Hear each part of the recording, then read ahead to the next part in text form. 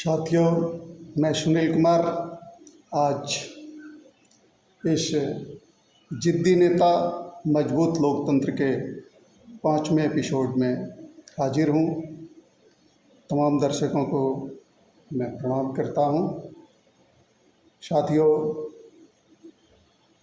अभिजीत दीपके ने कल कहा, झुकती है दुनिया, झुकाने वाला चाहिए। तो साथियों, इस विषय में मैं कहूँगा कि वाकई उन्होंने तो मोदी साहब के शासन प्रशासन को झुका दिया, और ये कोई बुरी बात नहीं है, कोई झुकाने कोई उठाने वाली बात नहीं है। जिस सरकार के खिलाफ इतना भारी प्रदर्शन हो रहा हो, इतना भारी विरोध हो रहा हो, उस सरकार को, उस मंत्री को इस्तीफ़ा देना भी चाहिए। इस्तीफ़ा देने में देरी हुई, चलिए, पर इस्तीफ़ा हुआ। पर एक सुलगता हुआ सवाल है, इस्तीफ़ा हो गया, धर्मेंद्र प्रधान जी ने इस्तीफ़ा दे दिया, नए शिक्षा मंत्री प्रहलाद जोशी जी आ गए, शिक्षा सचिव का तबादला हो गया, शिक्षा सचिव बदल दिए गए, नरेश गंगवार जी आ गए, सब कुछ हो गया। पर साथियों, जिस बात के लिए ये प्रदर्शन हुआ, जिसके लिए इस प्रदर्शन ने जोर पकड़ा था, सब कुछ बदल गया। मंत्री बदल गए, सेक्रेटरी बदल गया, पर क्या शिक्षा तंत्र में फैला हुआ भ्रष्टाचार बदल पाएगा? क्या सिस्टम में जो भ्रष्ट लोग बैठे हुए हैं वो बदला है? क्या वो बदलेगा?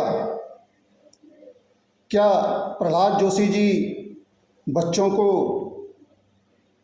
यह आश्वासन दे सकते हैं कि आगे से ऐसा नहीं होगा? शिक्षा क्षेत्र में बहुत सारे सुधारों की आवश्यकता है साथी, जिसको कुछ राज्य सरकार की जिम्मेवारी है, कुछ केंद्र सरकार की जिम्मेवारी है। और मैं मोदी जी से आग्रह करूंगा, उनका तंत्र बहुत मजबूत है, वो कभी भी गलत बात से समझौता नहीं करते हैं, और शिक्षा क्षेत्र को बेहतर बनाएं। ये बच्चों के भविष्य से जुड़ा हुआ है। अगर इस देश का युवा, इस देश का बच्चा, इस देश का विद्यार्थी, इस देश का स्टूडेंट नहीं सुधर पाएगा, नहीं पढ़ पाएगा, तो आने वाला भारत कैसा होगा?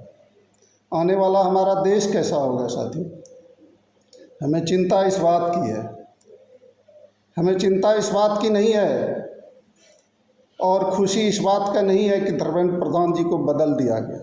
हमें चिंता इस बात की है कि सिस्टम कब बदलेगा, हमारे ओजोन लेयर में जो छेद है वो कब बंद होगा। ये भ्रष्टाचार ब्लॉक से लेके, प्रखंड से लेके केंद्र तक जो फैला हुआ है, इस पे कब नकेल कसा जाएगा? इस पे कब सुनवाई होगी? ये नौकरशाह पे कब नकेल कसा जाएगा? हमारे जो अधिकारी बैठे हुए हैं, पदाधिकारी बैठे हुए हैं, जो सीईओ हैं, बीडीओ हैं, कर्मचारी हैं, उन पे कब नकेल कसेगा? वो कब सुधरेंगे? उनको सुधारने का कोशिश कीजिए। इसीलिए मैंने कहा कि कुछ राज्य की जिम्मेवारी है और कुछ देश की जिम्मेवारी है। लोग आज तक टकेई लगाए बैठे हैं, लोग सोच रहे हैं बीजेपी नहीं तो और कौन सा विकल्प है उनके सामने? कौन सी पार्टियां ऐसी है जो देश को सुचारू रूप से चला सके? ठीक है, धर्मेंद्र प्रधान ने इस्तीफ़ा दे दिया, कल मोदी जी भी इस्तीफ़ा दे देंगे, संसद भंग हो जाएगा, चुनाव होगा। इस देश को कौन चलाने वाला है? क्या अखिलेश चलाएंगे? तेजस्वी जी चलाएंगे? केजरीवाल जी चलाएंगे? किसी के ऊपर इनमें से जितनों का नाम लिया, लोगों का भरोसा नहीं है। ये सब एक ही थाली के चट्टे पट्टे हैं। जिस भ्रष्टाचार के लिए आज इस्तीफा लिया गया, जिस भ्रष्टाचार के ऊपर इतना हंगामा हुआ, ये सब के सब भ्रष्ट है जिनका मैंने अभी नाम लिया। ये सब के सब किसी न किसी स्कैंडल में फंसे हुए हैं, किसी न किसी घोटाले में हैं। कोई न कोई बड़ा घोटाला करके बैठे हुए हैं। नहीं तो सत्ता से जनता इनको बेदखल क्यों करती। साथियों, मैं अगले एपिसोड में आपको फिर बताऊंगा कि जनता किसको देख रही है, जनता टकटकी लगाए किसको निहार रही है, जनता के मन में क्या है, इनके सामने ऑप्शन क्या है। आप ऑप्शन दीजिए। ऑप्शन एक ही है कि मोदी साहब, फिलहाल ऑप्शन एक ही है कि मोदी साहब अपने बेईमान अधिकारियों को बदलें, अपने बेईमान मंत्रियों का बदलाव करें, स्वच्छ लोगों को लेके पार्टी में आए। 2014 के पहले जैसे इन्होंने अपना मुहिम चला के ईमानदार लोगों को, डॉक्टरों को, इंजीनियरों को, समाज सेवियों को लेके आए थे और एक स्वच्छ सरकार देने का कोशिश किया था, प्रयास किया था, प्रयत्न किया था और ये सफल भी हुए थे।